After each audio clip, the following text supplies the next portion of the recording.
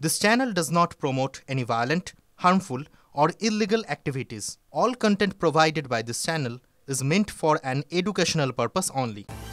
রাজ্যপাল সম্পর্কের উন্নতি মুখ্যমন্ত্রীর তালিকাতেই সায় রাজ্যপালের। শিক্ষাক্ষেত্রে 1 বছর ধরে চলা রাজ্যপাল সংঘাতে ইতি কেমন করে সেই ইতিটা হলো ডিটেইলের আমাদের রিপোর্টার সুমন মহাপাত্র জানাবেন। সুমন, দেখো, রাজ্য এবং রাজ্যপালের সংঘাত দৈনন্দিন বিষয় হয়ে উঠেছিল। রাজ্যের শিক্ষাক্ষেত্রে রাজ্যপালের সঙ্গে সংঘাত জগদীপ ধনখড়ের আমল থেকে। অবশেষে সেই সংঘাত ফিরিয়ে আনন্দ বসে এসে সমাপ্ত হলো বলা চলে। তার কারণ সুপ্রিম কোর্টের হস্তক্ষেপের পর মুখ্যমন্ত্রীর পাঠানো নামেই কিন্তু সায় দিলেন রাজ্যপাল। রাজ্যের 6 বিশ্ববিদ্যালয় লিমা প্রায় 1 বছর পর স্থায়ী উপাচার্য পেতে চলেছে। ভাবতে পারছো কতদিন পর এই পরিস্থিতি এলো? এবং কল্যাণী বিশ্ববিদ্যালয়ের প্রেসিডেন্সি সহ অন্যান্য বিশ্ববিদ্যালয়ের উপাচার্যের নাম ঘোষণা হয়ে গিয়েছে। রাজনীতিবিদরা মনে করছেন এই বিষয়ের অর্থ হলো মুখ্যমন্ত্রী এবং রাজ্যপালের সম্পর্কের উন্নতি হওয়া, যা আমাদের রাজ্যের জন্য মঙ্গলকর। ধন্যবাদ সুমন।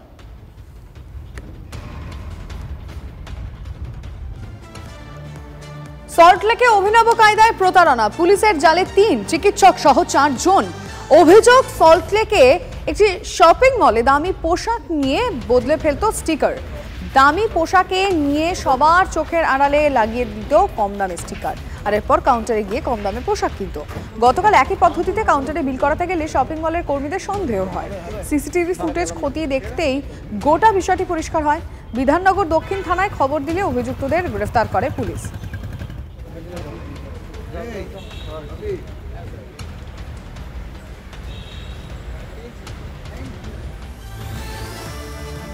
প্রতিবেশীর অপমান সহ্য করতে না পেরে আত্মঘাতী ছাত্র। অভিযুক্ত মহিলার বাড়ি ঘেরাও, বিক্ষোভ স্থানীয়দের। ভাঙচুর করা হয়েছে প্রতিবেশীর দোকানও। ব্যাপক উত্তেজনা ছড়ায় দুর্গাপুরের কোকোভেন থানার উড ইন্ডাস্ট্রি এলাকায়। স্কুলে পরীক্ষা দিয়ে বাড়ি ফেরার পথে প্রতিবেশীর রাখা জ্বালানিতে পা পড়ে যাওয়ায় চরম অপমান করে বলে বিক্ষোভ। এরপরেই বাড়ি থেকে ঝুলন্ত দেহ উদ্ধার হয় ছাত্রের। পরিবারের দাবি, অপমানে গলায় গামছা দিয়ে আত্মঘাতী হয়েছে ছেলে।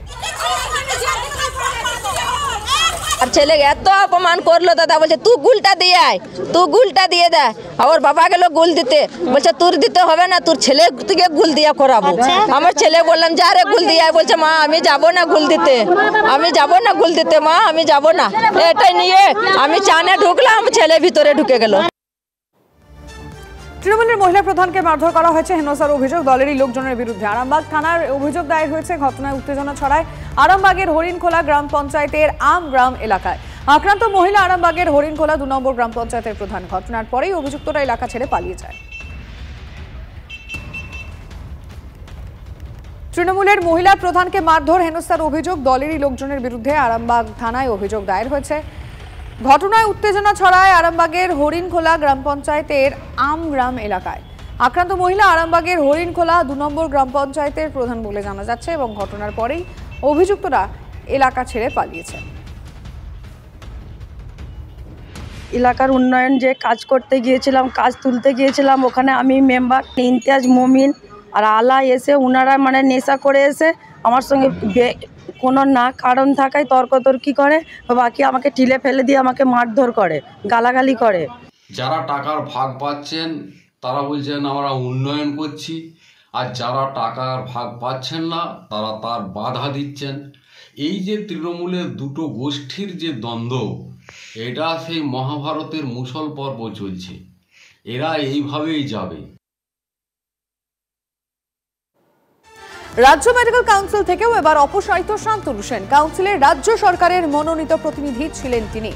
অভিষেক অনুগামী হিসেবে পরিচিত শান্তনুকে সরানো হলো, আর এর আগে দলের মুখপাত্র পদ থেকেও সরানো হয় শান্তনু সেনকে। সাম্প্রতিক কিছু বেফাঁস মন্তব্যের জেরে কি অপসারণ? রাজ্য মেডিকেল কাউন্সিলের সভাপতি সুদীপ্ত রায় শান্তনু সেনকে সরানোর সুপারিশ করেন, আর সেই সুপারিশের ভিত্তিতেই সরানো হয় তাকে, এমনটাই সূত্রের খবর।